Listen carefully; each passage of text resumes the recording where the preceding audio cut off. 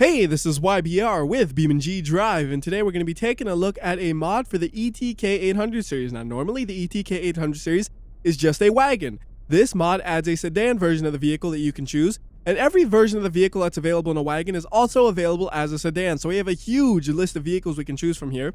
And I'm going to go ahead and just start off by spawning up both a wagon version of the vehicle and a sedan version, just so we can have them side by side so you can see the differences between them. And one thing that's worth noting is the wagons are called the 8.5 series, but then the sedans are the 8.4. So 8.5, 5 for 5 door, because the wagon part is a door, and then 8.4, the 4 is for 4 doors, because the sedan really doesn't have another door like the wagon. So anyways, sedan right next to wagon. From the back, you see a lot of similarities. It's not like a real big redesign on the back. It even shares the taillights between the two vehicles, but then you have the side profile. That's where you can really see the difference, because that whole rear side profile is entirely different. From the front, as far as I can tell, it's basically unchanged. They are the exact same vehicle from the front. All the changes is just in like this rear section right here. And I could go ahead and pull up the J-beam structure so you can see all of the J-beam has been modified to fit the new structure, and it seems to work decently well. And just for comparison's sake, here's what the J-beam structure looks like on the wagon. Sedan, wagon, sedan, wagon. And this is giving me a good idea, actually. Let's remove the J-beam structure, and then we go back and forth between the two so you can actually see the difference like that. That's a pretty cool way of seeing it. So you can see the difference in the shape of the last window, the shape of the last pillar. And there's even a little bit of a change in the shape of the glass panel for the rear passengers, it looks like, just a bit. And you might have also noticed that the wagon has a roof rack. This one does not, but it does have like a little bit of a design on the roof where it has like a stripe, but it doesn't stick up like the roof rack. It is actually flush with the vehicle. And we can also do it from this angle as well, back and forth between the two. So a pretty different shape from the rear. You could definitely tell one is a sedan, one is a wagon from the rear. And I think the next thing we need to do is just kiss butts. We're going to just get both the vehicles and we're going to just hit the backs into each other, and then you can see how they both crumple compared to each other. So by here we could probably be going about 40 miles per hour, which should be more than enough for something like this. And the camera better work for me soon. Come on, camera. All right, just in time, camera. I have just enough time to line this thing up properly. So it's about a 50 mile per hour crash. Get some slow-mo in there so you can watch it deform. A little less slow-mo because that's a little too much for such a slow impact. And collision's over, so we go ahead and speed it up. Now we'll stop both of the vehicles, and let's compare how they held up. We'll put the camera in the exact same position, and now we can go back and forth between them to see a comparison of how they got damaged. And overall, it seems pretty similar in the amount of damage they received. They just deform differently because they are different body styles. So kind of going from the side profile again, same idea. Back and forth. Both crashes look pretty reasonable, and looking specifically at the sedan, I don't see any issues really with the way it crashed. I mean, the whole bottom section should be the same as the wagon, so we're mostly just looking at the trunk and then this pillar right here, all of which seems to have done a very decent job of how it held up. We could try to drive it around for a bit and bump into the things and see what happens, so we could just do something like that, which destroyed the suspension, unfortunately, so it's not going to be driving anymore, and it didn't really do that much damage than what was already present, but the damage that it did do to that rear pillar looks very reasonable, so that's good. Go ahead and reset this one, and we could also reset this one as well. And then, just for fun, let's try doing an even faster crash between the two car butts. One of them will be going at 50 miles per hour, and the other one will hopefully also be going at about 50 miles per hour. So between them, they'll have 100 miles per hour. Well, maybe not 100, but we'll have a decent amount of speed between the two. At least that is the goal.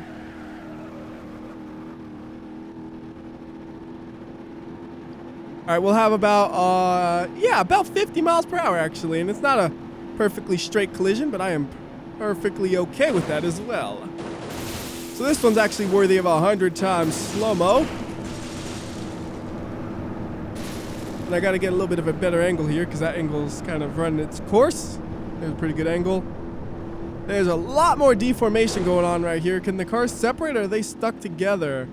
All right, this car does not drive. This car does not drive either. So we're going to have to teleport the wagon out of here. which repairs it, unfortunately, so we can't do a comparison on the damage, but we can at least look at how this held up. And looking at the trunk seems to have deformed pretty realistically. The rear pillar, maybe, well, yeah, probably a little bit more bulgy than you would expect on the right side, but nothing too significant. Left side, on the other hand, seems to have held up perfectly in terms of realism. I see no issues with that. Go ahead and reset that. And I do want to talk about the performance of the vehicle real quickly. The sedan version does weigh 100 pounds less than the wagon, but you won't really notice that ever. Like, I've done a bunch of tests, and I wouldn't choose one over the other for any specific racing event because they are so similar. If you do a drag race between the two, you'll be able to see a very, very, very, very, very, very, very minor difference, but the difference is so very, very, very, very minor. It's almost not even worth mentioning. They just perform very similarly because they're basically the same vehicle with just, you know, a child in it. Maybe not a child, but not even an adult. Like, an adult weighs less than the weight difference between these two vehicles. Well, that's kind of weird. Like, right here, the way that reflection looks, I don't know why, it just looks kind of weird the way it's reflecting off of that. It's cool, but weird. Anyways, reset this again, and well, now we should just do some more crashes with the rear end so you can see how that holds up, because the front's the same as the stock ETK. You're not going to learn anything new by seeing that thing crash. The rear, on the other hand, that's all new. Anything you see with that is going to be teaching you stuff, so we'll try to hit it, but sometimes I will fail and hit the side instead. And I don't know if we can, you know, I can't drive this, but it's not worth the time. That thing is too damaged, so we'll just reset it and try again. You know what? If I'm doing crashes like this, it's a lot more fun to do it where you crash into trees. So how about we go ahead and switch up the map to East Coast, USA. So for this, we'll go ahead and grab the fastest version available because I want some fast crashes. Get a different color as well. How about... Nah, not green because they're going to be crashing into green trees. So let's go with white, actually. Because it's not that wide of an environment, so white will work fine.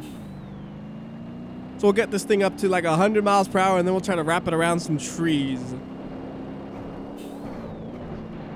Alright, about 100, so let's go. Perfect hit on the rear end, exactly what I wanted to do. So you see that whole rear end has been destroyed. And looking around at it, it seems like it did pretty well. I see a little bit of a spikiness right here, but I'm not sure if that's, like, what is this? I don't know exactly what it is. A little bit of spikiness there, but it's very, very minor. Otherwise, it did very good at holding up in a reasonable way.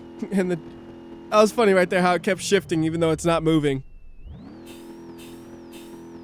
That's just funny. It just... I'm gonna accelerate! No, you ain't. You're broken. You ain't going nowhere. Anyways, we'll try to do a few more crashes at different angles.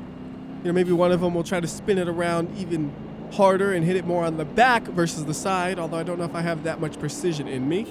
I'll do the best I can, though. That was a little bit more in the back versus the side. And once again, it looks like it did a pretty good job of holding up. No real complaints to speak of. Yeah, it looks good. Actually, I wonder if we remove the trunk out of here, what does it look like under the trunk? What hide of you? Ooh, little bit messy under the trunk, but nothing bad. Just a little bit, like right there. I'm noticing a little spiky, and maybe, yeah, a little bit right there too. The same ones we saw before. Down here, just a bit as well, but that, maybe not. It's kind of hard to tell. There's just a lot of overlap there, so it's kind of hard to really see it well. Go ahead and reset it then. I'm curious. We rip off the trunk. Whoa! Ripping off the trunk causes damage. Let's try it again from a different angle. Let's try to rip off the trunk more this way. Okay, there we go. And then I wanted to take a look at inside the trunk, see what that looks like. So I'm just gonna quickly just look at that. So it's just an empty cavity. Nothing real interesting to see there. I was curious what it looked like though. It's kind of funny without the brake lights. Oh, I just made a truck basically, didn't I? I've made a truck. That is great. So there's a sedan, truck, and wagon version. Not really a truck, it's more of a ute, but whatever. You're too picky about your terminology. Oh, that destroyed it! That destroyed the drive shaft! And it caught it on fire! Wow. I didn't see the fire coming. That is a definite, like, safety hazard or something. That should not have caught on fire that easily. That should not have happened. I love that the engine still runs. It's on fire. It's like, I'm fine. I'm going to keep running. No problem. Just a little bit of fire. That was weird. I really don't know why it caught on fire. Anyways, we'll do maybe one last crash, and then we will move on from here. How about we do this? Not exactly the best crash for the rear section, but it got a little bit. We'll go ahead and freeze physics so we can take a look at it before it rolls. Not much going on in terms of damage. The chunk fell off. That's about it. A little bit of a bump right there. Got some very realistic looking bump damage, and not much else to speak about. And we got more fire. Lots of fire with this thing. I don't know if it's just my luck right now, if it is catch fire more than a normal ETK 800. I'm not really sure. But yeah, we got fire. I'm kind of curious if you can see a visual difference from the interior of the vehicle. So what I'm going to do is I'm going to spawn up 2 of the exact same ETK 800s.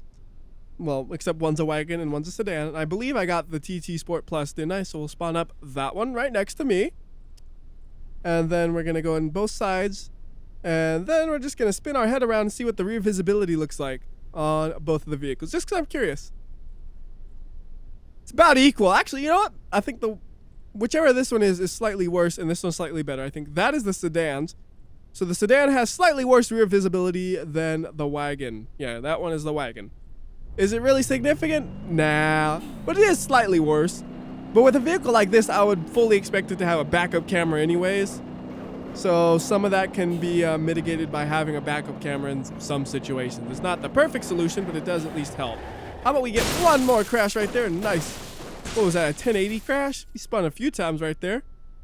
And once again, looking pretty good. One thing I do notice right there, that like black area right there, it's kind of popping out and then disappearing. That is definitely unlikable characteristic, but still overall a very, very reasonable crash for how high of an impact it was. So we'll reset that, and then we'll finish off the video by going to Leap of Death. I'm not going to bother with Brutal Slope just because I really see no need for this vehicle, but Leap of Death, we could go ahead and do that. Why not? And for this one, we'll go ahead and grab the fastest version available because we can fly farther and crash harder, and who wouldn't want that? For the color, I just went ahead and picked yellow just because yellow's a nice color. Just want to mention, though, the overall design of the body style and the way the lines flow, it does seem pretty realistic. Like, I think the way the lines flow and all that seems very well done. I didn't really mention my opinion on it, but I think it looks nice. You know, I could totally see that as the design for a sedan version of this vehicle if it was by the developers of the game. Looks very well done. The J-beam could use some tweaking here and there, but overall it's totally usable with very few issues. The chair's exploding. That's part of the wagon anyways. That's not going to be a difference. It looks like the rear end just basically flattened, and there's not much more to talk about at this point. I'll let it hit the water, and this camera is going all over the place, man.